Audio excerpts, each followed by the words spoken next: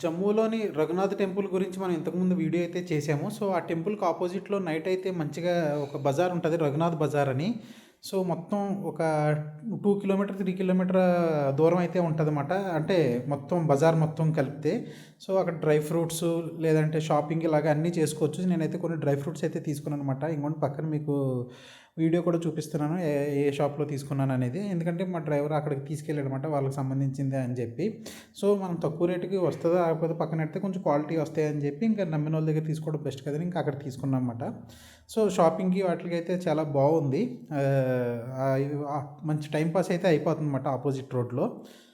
Sweaters అవన్నీ తీసుకుందాం అనుకున్నాను కానీ ఇంకా మంచి మోడల్స్ వస్తాయి డిసెంబర్, జనవరిలో అన్నారని చెప్పి నేను ఇంకా తీసుకోలేదు. తర్వాత వెళ్ళినప్పుడు చూద్దాంలే అని. సో, తర్వాత అలాగే హోటల్‌కి అయితే వచ్చేసాం అన్నమాట. కానీ మంచిగా ఎంజాయ్ చేయొచ్చు జమ్మూ వెళ్తే. నవంబర్, డిసెంబర్‌లో వెళ్తే చాలా బాగుంటుందని ఇక్కడ చెప్తున్నారు.